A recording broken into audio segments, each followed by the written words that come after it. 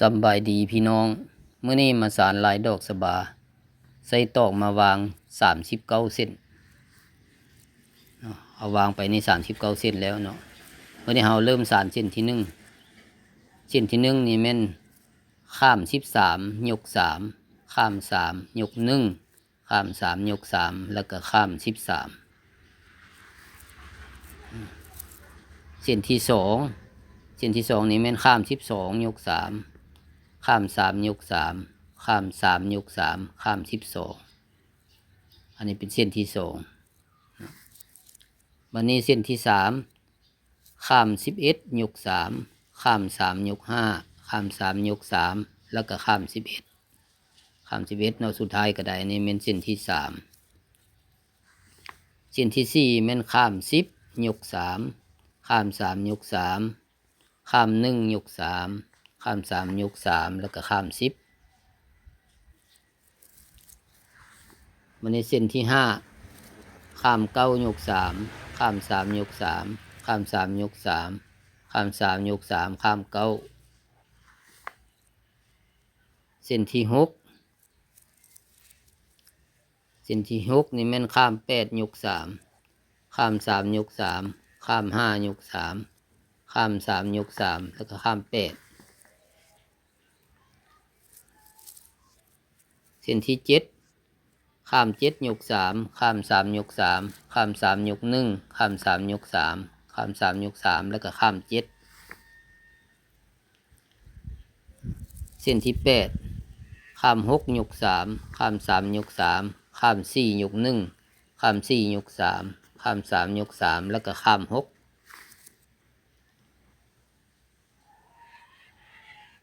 วันนี้เส้นที่9เส้นที่9นี่แม่นข้าม5ยก3ข้าม3ยก3ข้าม5ยก1ข้าม5ยก3ข้าม3ยก3แล้วข้าม5เส้นที่10บัดนี้เส้นที่10นี่แม่นข้าม4ยก3ข้าม3ยก3ข้าม6ยก3โมเมนต์ข้าม6ยก1เนาะข้าม6ยก3แล้วก็ข้าม3ยก3ข้าม4เส้นที่11เส้นที่11นี่แม่นข้าม3ยก3ไปเลยเส้นที่11นี่มันสานง่ายเนาะข้าม3ยก3ไปเลยข้าม3ยก3ข้าม3ยก3ไปจนสุดเส้นที่11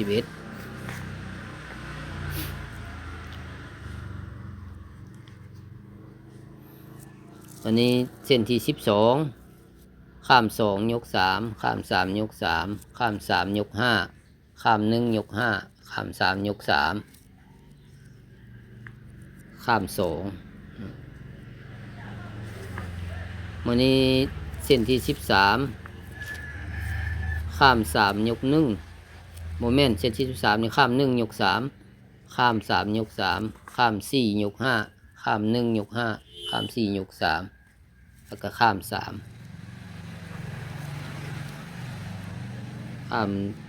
ข้าม1สุดท้ายในเส้นที่14นี่ยก3ข้าม3ยก3ข้าม5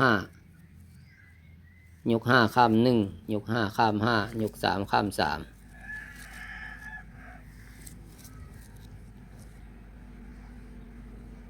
เส้นที่15เส้นที่15ยก2ข้าม3ยก3ข้าม3ยก2ข้าม2ยก9ข้าม2ยก2ข้าม3แล้วก็ยก2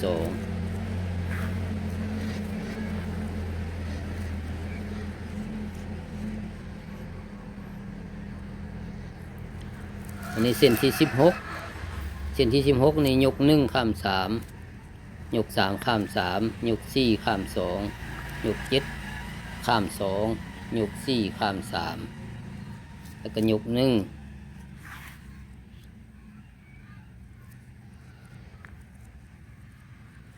เส้นที่17ข้าม3ข้าม3ยก3ข้าม4ยก7ข้าม5ยก7ข้าม4ยก3ข้าม3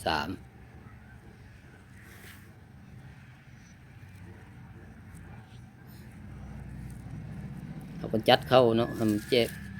เส้นที่18ข้าม2ยก3ข้าม5ยก7ข้าม2ยก1ข้าม2ยก7ข้าม5ยก3แล้วก็ข้าม2สุดท้ายเนาะ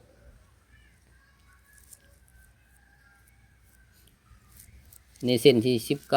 19ข้าม1ยก3ข้าม7ยก5ข้าม2ยก3ข้าม2ยก5ข้าม7ยก3แล้วก็ข้าม1อันนี้เป็นเส้นที่19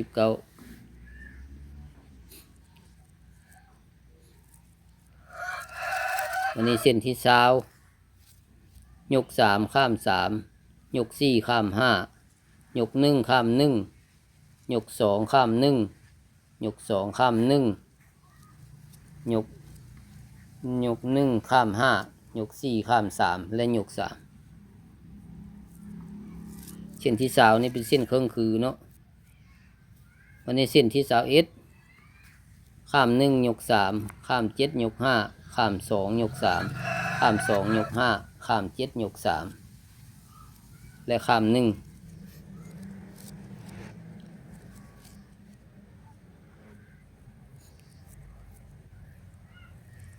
ในเส้นที่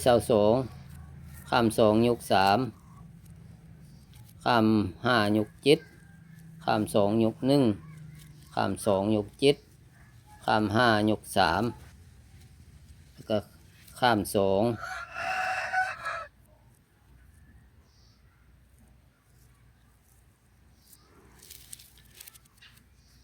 เส้นที่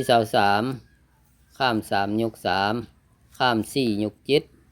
ข้าม5ยก7ข้าม4ยก3แล้วก็ข้าม3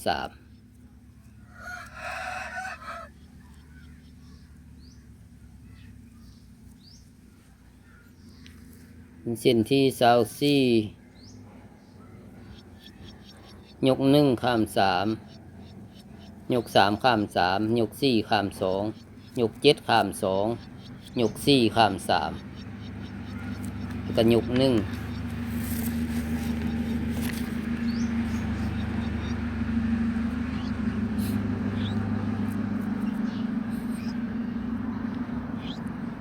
นี่เส้นที่25ยก2ข้าม3ยก3ข้าม3ยก2ข้าม2ยก9ข้าม2ยก2ข้าม3ก็ยก2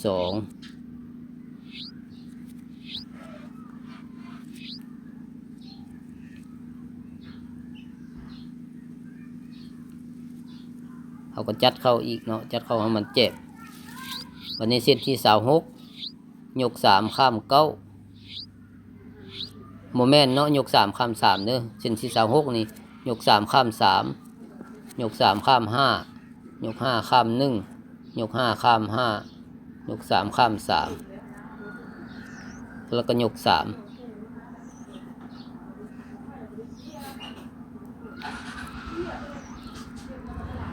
เส้นที่27ข้าม1ยก3ข้าม3ยก3ข้าม4ยก5ข้าม1ยก5ข้าม4ยก3ข้าม3ยก3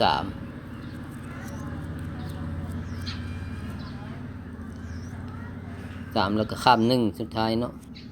วันนี้เส้นที่28เส้นที่28นี่มันข้าม2ยก3ข้าม3ยก3ข้าม3ยก5ข้าม1ยก5ข้าม3ยก3ก็ข้าม2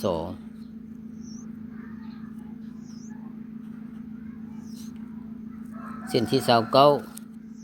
เส้นที่29นี่มันข้าม3ยก3ไปเลยเส้นที่29นี่มันข้าม3ยก3ข้าม3ยก3นี่เนาะข้าม3ยก3ไปเลยมันง่ายเส้นที่29นี้เนาะ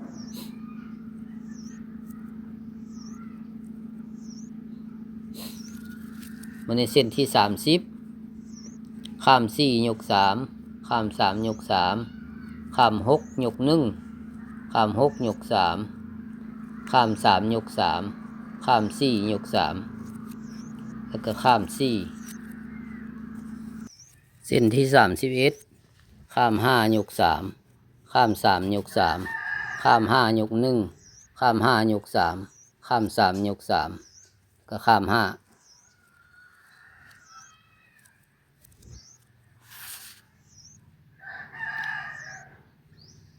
อันนี้เส้นที่32ข้าม6ยก3ข้าม3ยก3ข้าม4ยก1ข้าม4ยก3ข้าม3ยก3ข้าม6เส้นที่33ข้าม7ยก3ข้าม3ยก3ข้าม3ยก1ข้าม3ยก3ข้าม3ยก3ข้าม7เส้นที่34ข้าม8ยก3ข้าม3ยก3ข้าม5ยก3ข้าม3ยก3ข้าม8เส้นที่35ข้าม9ยก3ข้าม3ยก3ข้าม3ยก3ข้าม3ยก3ข้าม9เส้นที่36ข้าม10ยก3ข้าม3ยก3ข้าม1ยก3ข้าม3ยก3แล้วก็ข้าม10เส้นที่37เส้นที่37นี่ข้าม11ยก3ข้าม3ยก5ข้าม3ยก3แล้วก็ข้าม11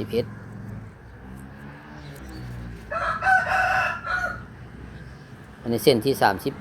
38ข้าม12ยก3ข้าม3ยก3ข้าม3ยก3ข้าม12อันนี้เส้นสุดท้ายเส้นที่39นี่ข้าม13ยก3ข้าม3ยก1ข้าม3ยก3แล้วก็ข้าม13อันนี้มันเส้นที่39เส้นสุดท้ายเอา39เส้นเนาะจะได้ออกมาประมาณนี้พี่น้องหลายดอกสบาฝึกสานได้